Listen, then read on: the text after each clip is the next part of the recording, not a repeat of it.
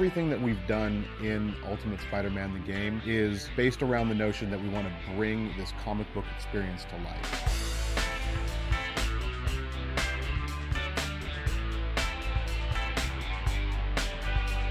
This game's really about bringing you inside the comic book and showing you that world. We were looking at the Spider-Man games that we were doing and the Spider-Man games that we wanted to do, and we were working with Sony on the movie games at the time. We had originally done ones based out of the comic books, and we wanted to get back to that. And so we looked at what was going on in comic books today, and really Ultimate Spider-Man, the comic book from Marvel, was the hot thing. So one of the first things that we wanted to do was to go after some of the talent that was involved in the creation of the comic book for Marvel.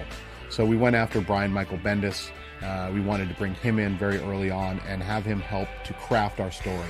We basically had the attitude at the start of this game that we were going to grab everything we could at Marvel and throw it into this game. Everything that Spider-Man has run into, we wanted to try and use. Stuff that previous Spider-Man games couldn't. It's just a massive project. There's something you don't see every day. Picking the creative team, it's a long process. It's an involved process. We have a group of around 12 to 15 animators. We have 17 programmers. We have 7 production staff members. We have 15 game designers. We have a whole team of 3D modelers who create all the geometry for the game, and then a whole subgroup of that of guys who do the 2D artwork that paint and light and make the city beautiful. And by the time this game is done, well over 100 people have had their hands on this project. Our motion graphics panel system is something that really is an immersive quality in the game.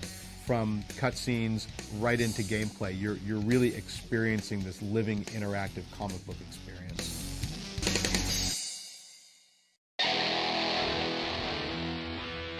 We have the biggest array of supervillains and superheroes in any previous Spider-Man game ever. One of the ones that just sort of rose to the surface through this entire process was Venom.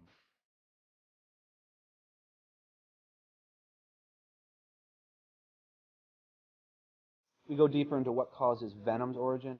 Where the comic book covers Spider-Man's genesis, this really goes deeper into the background of how Spider-Man and Venom, as Peter Parker and Eddie Brock, and their mutual fathers as scientists, are intimately intertwined, and how their origins are very much similar, and they're kind of one of the same being. For years, we've always wanted to do more, and it's always been a really popular thing that the kids wanted. They always want to play as the bad guy, too. So like all the other Spider-Man games, of course, you're playing Spider-Man. And that means that we get to have Spidey on screen, and you get to bounce off walls, you get to punch the bad guys, you get to swing on your webs, you get to do all these cool things. Well, the first time ever, we get to play the bad guy as well. So really, the genesis of it is there's 2 video games. There's a Spider-Man video game with a totally unique set of locomotion and combat, and there's a Venom video game with a totally unique set of locomotion and combat. We design a game around each of these guys. Really, the flip side of being able to play as Venom adds such a different element to the game, and really makes it's so interesting to play both sides of the story. I think it's a cool story element and a really cool player control element as well. The ability to pick up a car and throw it down the street, to knock off other big villains, to actually pick up a pedestrian and suck all the life out of them is fun. So Venom's the man, or the beast.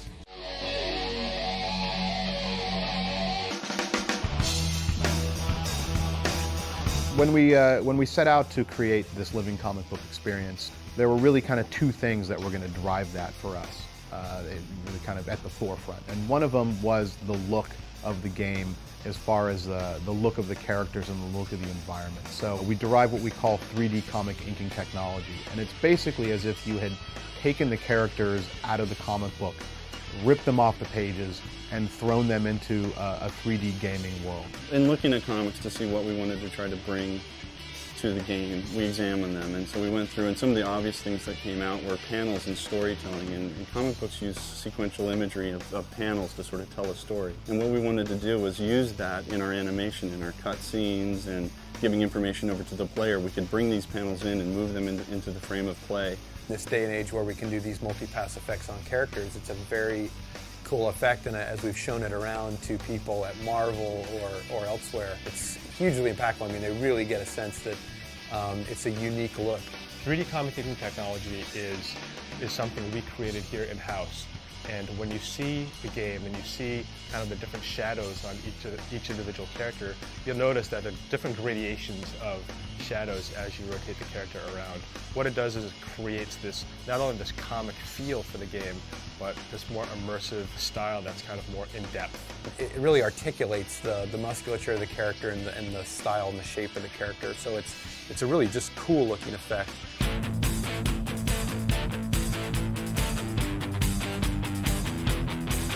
I'm definitely more like Peter Parker. I'm more like Peter Parker. I think I'm more like a Peter Parker just because at the end of the day, I like to think of myself as the person who comes in and swings through difficult situations and saves the day. Oh, this hurts already.